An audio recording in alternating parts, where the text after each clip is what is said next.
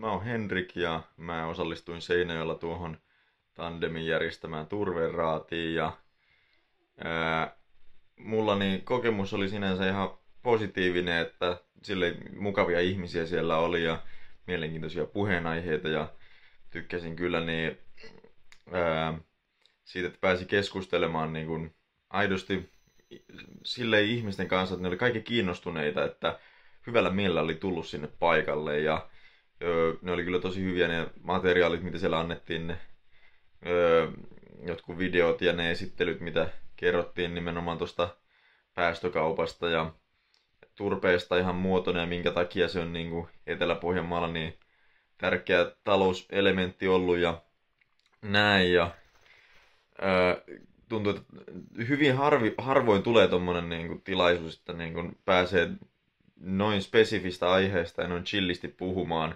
noin suuren kiinnostuneen joukon kanssa. Esimerkiksi niin kuin työpaikalla ei ihan samanlainenkaan tilanne ole, vaikka puhuttaisiin sitä omaan työhön liittyvistä asioista. Syntyykö ajatuksia, oivalluksia? Ehkä kyllä se ehkä siinä mielessä niin kuin avasi silmiä siihen, että kuinka niin kuin, aidosti niin kuin, sydämen asia niin kuin, turve voi olla ihmisille, sellaisillekin, jotka niin kuin, ei varsinaisesti työskentele alalla, että se oli mielenkiintoista.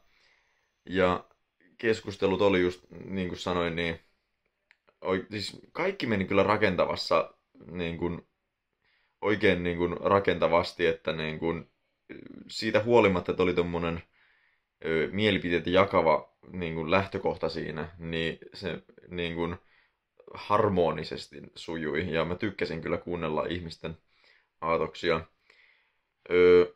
Sitten tässä on tämä viimeinen kysymys, että miten koet niin raadin onnistuneen turvesiirtymään liittyviä haasteiden ratkaisussa, niin siinä kun lopussa koottiin näitä, niin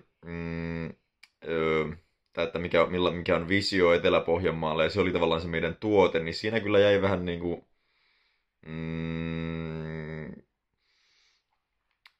kevyt olo, tai semmoinen, että tässäkö se oli, tätäkö me tultiin tekemään, että sellaista täsmällisyyttä ja konkretiaa siinä kyllä niin kuin jäi puuttumaan, että niin kuin, kun ehkä toi oli vähän ylimyyty monille osallistujille, että nyt tässä tullaan ja vaikutetaan ja tehdään joku oikea niin kuin asia ja tällä tulee olemaan painoarvoa joihinkin asioihin, mutta se olikin hyvin paljon enemmän tällaista pöhinää ja sitten semmoinen yksi dia on se meidän lopullinen tuote siitä, niin kyllä siinä ehkä siinä mielessä jäi vähän niin kuin se ei huijattu, mutta vähän kevyt olo siihen nähden, että mitä vähän niin kuin odotti. Mutta sinänsä konseptina, että saa ihmiset koottua yhteen ja juttelemaan, niin toi oli erittäin toimiva. Kansalaisraatiin osallistuminen oli prosessina täysin uusi ja mielenkiintoinen kokemus. Oli etuoikeus olla osallisena tässä projektissa, joka antoi äänen tavallisille kansalaisille ja heidän erilaisille mielipiteilleen tasapuolisesti.